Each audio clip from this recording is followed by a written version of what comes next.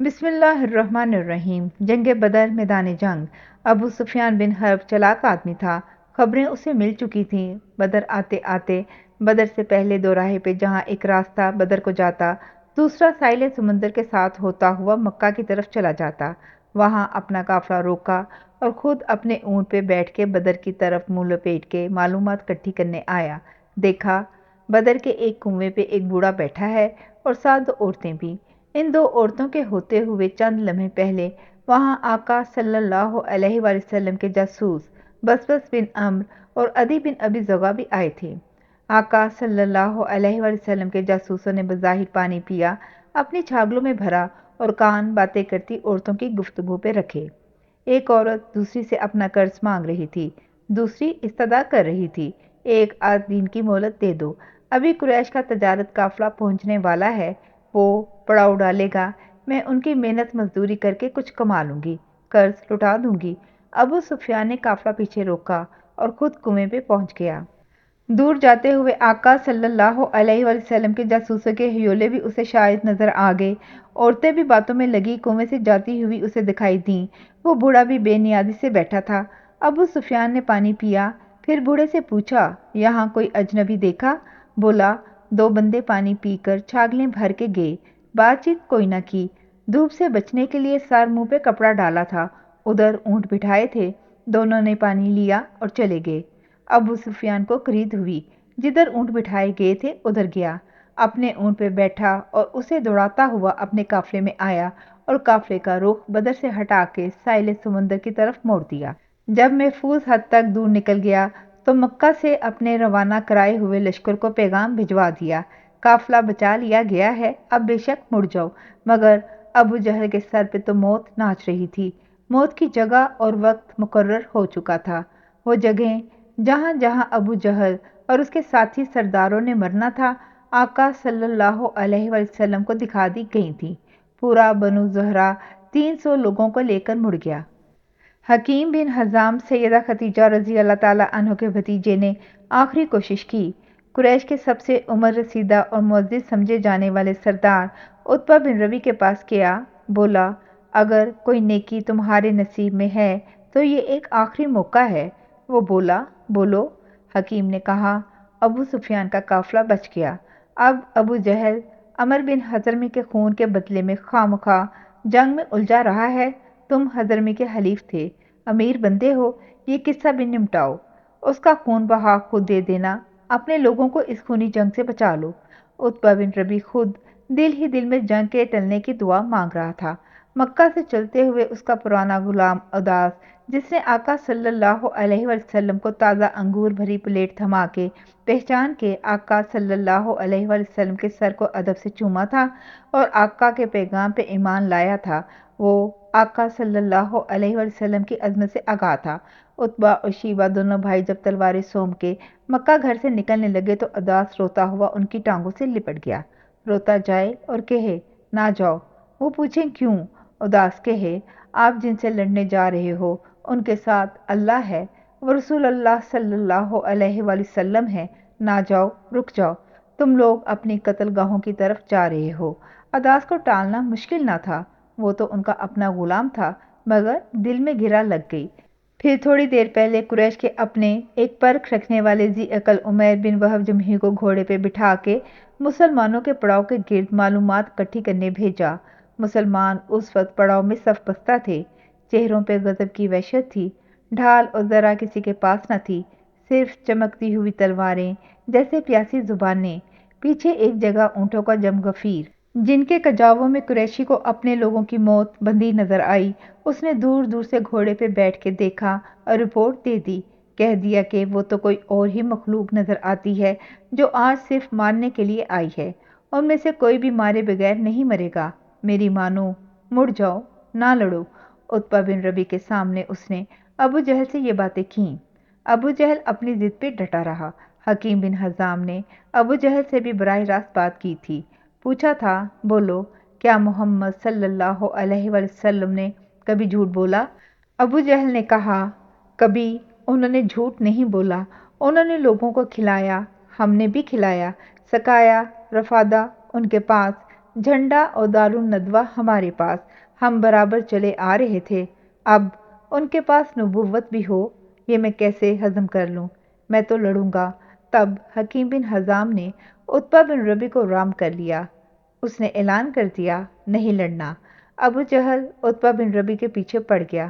تمہارا ایک بیٹا حذیفہ محمد صلی اللہ علیہ وسلم کے ساتھ ہے نا؟ اس کی ہمارے ہاتھ سے آئی موت سے اب ڈرتے ہو؟ قریشی لشکر جنگ کے لیے تیار ہو گیا۔ ادھر آقا صلی اللہ علیہ وسلم نے اپنے معززین کو اکٹھا کیا، سب کو صورتحال سے آگاہ کیا۔ آقا صلی اللہ علیہ وسلم نے خود سیدنا زبیر بن عوام اور طلحہ اور سعد بن ابی وقاص کو قریشی لشکر کی قوت اور تعداد کا اندازہ لگانے بھیجا۔ وہ قریشیوں کا ایک غلام پکڑ لائے۔ وہ خود تینوں ابھی تک اس مائنڈ سیٹ میں تھے کہ متوقع ٹکراؤ ابو سفیان کے تجارتی قافلے سے ہے۔ وہ غلام سے پوچھتے، ابو سفیان کے ساتھ لڑاکے کون کون سے ہیں؟ وہ کہتا، ابو سفیان تو ہے ہی نہیں ان میں۔ وہ اس کی پٹائی کرتے، پھر وہ خاموش ہو جاتا۔ پھر پوچھتے، بتا کون کون ہے ان میں؟ وہ کہتا، ابو الحکم، عتبہ، شیبہ، ولید، امیہ بن خلف، ابو البختری۔ یہ پھر اس کی پٹائی شروع کر دیتے، کہتے، جھوٹ کہتے ہو۔ آقا صلی اللہ علیہ وسلم نماز پڑھ رہے تھے، سلام پھیرا تو مسکرائے، فرمایا، جب وہ سچ کہتا ہے تم اس کی پٹائی کرتے ہو۔ غلام کو اپنے پاس بلایا، پیار سے بٹھایا، سب کے نام پوچھے، فرمایا، صحیح کہتے ہو۔ پھر اپنے لوگوں سے کہا، آج مکہ نے اپنے جگر گوشے تمہارے آگے پھینک دیے ہیں۔ پھر غلام سے مکہ کی فوج کی تعداد پوچھی۔ وہ بے علم آدمی تھا، گنتی سے نابلد، اسے تعداد بتانی نہ آئی۔ آقا صلی اللہ علیہ وسلم نے غلام سے پوچھا، اچھا یہ بتاؤ، وہ پڑاؤ میں کھانے کے دوران راہ میں کتنے اونٹ ذبح کرتے آئے؟ غلام بولا، کسی ضیافت میں 9، کسی میں 10 اونٹ۔ آقا صلی اللہ علیہ وسلم نے فیصلہ سنا دیا، وہ 950 ہیں۔ اتنے ہی تھے وہ۔ اب آقا صلی اللہ علیہ وسلم نے اپنے خاص زمرہ کا اجلاس بلایا اور فرمایا، پوری صورتحال تم جان چکے ہو، ہمارا واسطہ ایک لشکر جرار کے ساتھ ہے، مجھے مشورہ دو۔ پروانے تو شمع پہ نثار ہونے کا بہانہ ڈھونڈتے ہیں، مشورہ کیا دیتے؟ مگر آقا صلی اللہ علیہ وسلم نے ایک اصول طے کرنا تھا، حکم لاگو نہیں کرانا تھا، مشاورت سے طے کروانا سکھانا تھا۔ سیدنا ابو بکر رضی اللہ تعالیٰ عنہ اور سیدنا عمر بن خطاب رضی اللہ تعالیٰ عنہ باری باری کھڑے ہوئے اور آقا صلی اللہ علیہ وسلم کے ہر حکم کی پیروی میں جانثاری کا کھل کر اظہار کیا۔ آقا صلی اللہ علیہ وسلم نے برکت کی دعا دی، پھر کہا، مجھے مشورہ دو۔ سیدنا مقداد کھڑے ہوئے کہا، آقا صلی اللہ علیہ وسلم، ہم موسیٰ کی قوم بنی اسرائیل نہیں ہیں جو کہتے تھے تم اور تمہارا خدا خود جا کے لڑے۔ ہم ساتھ نکلے ہیں، ساتھ لڑیں گے، ساتھ مریں گے، چاہے آپ ہمیں عرب کے دوسرے کونے برکلما تک لڑنے کے لیے لے جائیں۔ آقا صلی اللہ علیہ وسلم نے برکت کی دعا دی اور پھر وہی بات دہرائی، مجھے مشورہ دو۔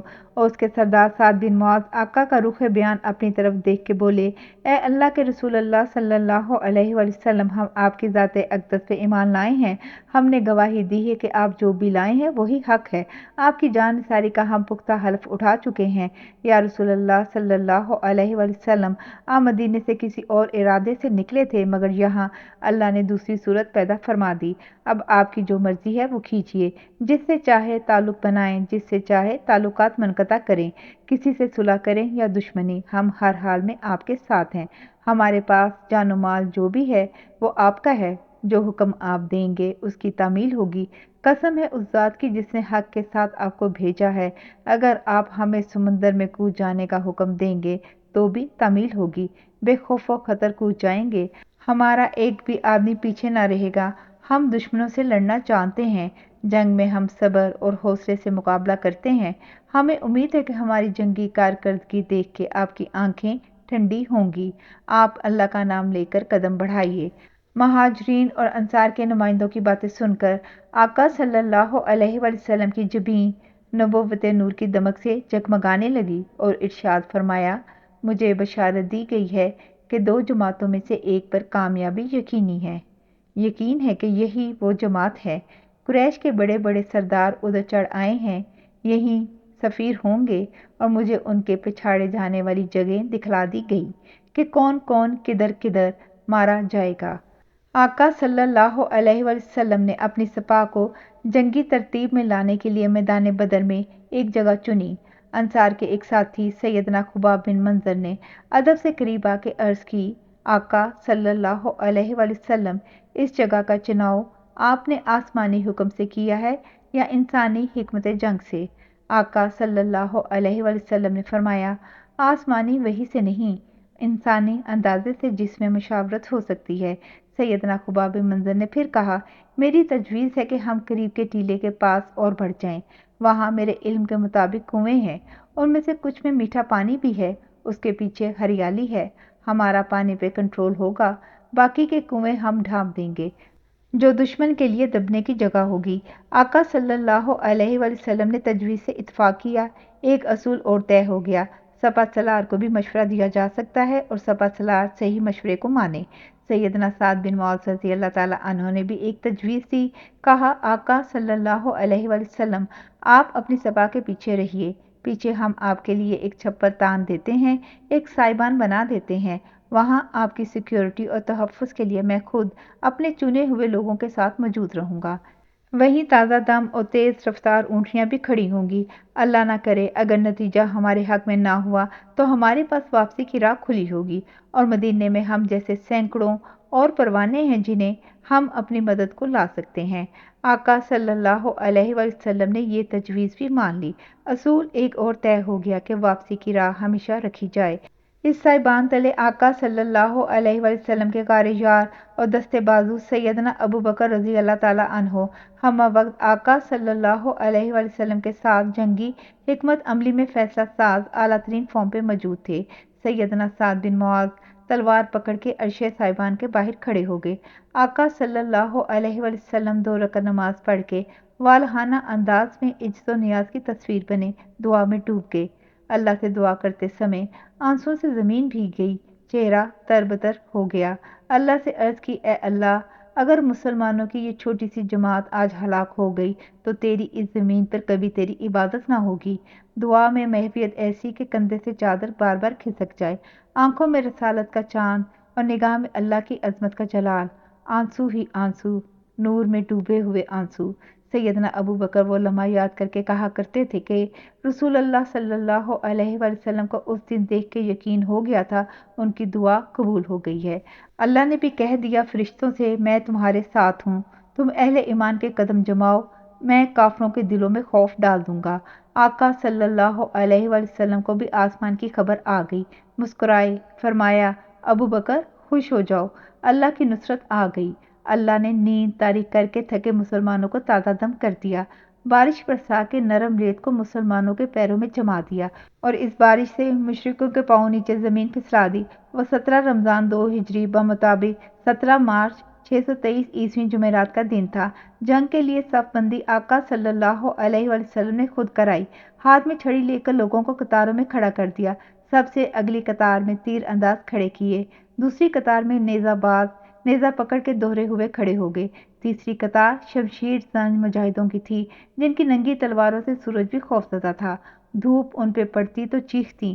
بدر کا کنواں تلوار والوں کے دائیں ہاتھ تھا، داہنی طرف ہی آگے زبیر بن عوام کا گھوڑا تھا، بائیں طرف مقداد بن عمرو گھوڑے پہ سوار تھا، تلوار والوں کے پیچھے مسلمانوں کا پڑاؤ تھا۔ کنویں کی قربت کی وجہ سے وہاں ہریالی اور کھجوروں کے پیڑ تھے، سایہ تھا، وہیں آقا صلی اللہ علیہ وسلم کا سائبان تھا۔ جاری ہے، جزاک اللہ خیر۔